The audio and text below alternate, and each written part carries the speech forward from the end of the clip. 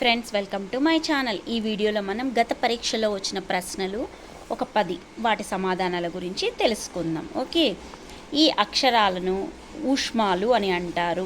అంటే మనకి మల్టిపుల్ చాయిస్లు వస్తాయి కదా ఎగ్జామ్స్లో. నేను ఇక్కడ ఫిల్ ఇన్ ద బ్లాంక్స్ టైప్లో ఇచ్చానమాట. శేష స హ. నెక్స్ట్ ఖ చ ఠ థ ప అక్షరాలు దీనికి చెందినవి. మహాప్రాణాలు, శ్వాసాలు, స్థిరాలు. నెక్స్ట్ స్వరపేటికలో నారతంత్రులు కంపించినప్పుడు వెలువడే సరజోష్ట అల్ప ప్రాణధ్వని ఏంటంటే భ. తెలుగు భాషలోని శేష సాహ అనే అక్షరాలు ఏంటంటే ఊష్మాలు. ఈ క్రింది వానిలో ధ్వన్యోత్పత్తికి సంబంధించి కరణముగా పలకబడేవి ఏంటంటే కింది పెదవి. మనిషి ముఖయంత్రం నుండి వెలువడి పదాల అర్థాలను మార్చగలిగే సామర్థ్యం ఉన్న ధ్వనులు ఏంటంటే వర్ణాలు.